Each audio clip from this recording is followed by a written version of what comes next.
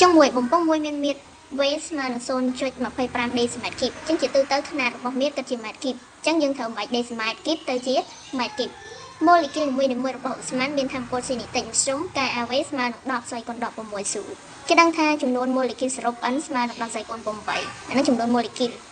គេអានេះសម្ពាធនៅលើផ្ទៃបំពង់ចឹងបំប្រាប់ដែលគេប្រាប់របស់យើងគឺមានចំនួន molecule សរុបថាមពលស៊ីនីតិចស្រុំកាយ AV មែនទេហើយជាមួយនឹងមានចឹងយើងគេអានេះសម្ពាធគឺយើងប្រើប្រាស់រូបមន្តតាមថាមពលស៊ីនីតិចស្រុំយើងធ្វើការស្រង់បំប្រាប់ទាំងអស់គ្នាចឹងយើងធ្វើការកណនាសម្ពាធនៅលើបំពង់ផ្ទៃបំពង់ចឹងជាមួយរូបមន្តរបស់វា P ស្មើទៅនឹង 2n 2លើ3 n លើ3 KAV អានោះតកតងជាមួយនឹងថាមពលស៊ីនីតិចស្រុំយើងទាញចេញពីនោះមកបានដូចគ្នាចឹងមាត្ររបស់វា 0.25 decimal គីបចឹងយើងត្រូវបាច់ decimal គីប dc ដក1លើគីបយើងវាបានដក3កន្លែងហ្នឹងណា10ស្វ័យគុណ8ចឹងយើងធ្វើការទូទាត់75 2ចែកនឹង0.75ណាចឹងទុកជាប្រភេទយើងក៏បានដែរនៅពេលដែលយើងប្រឡងយើង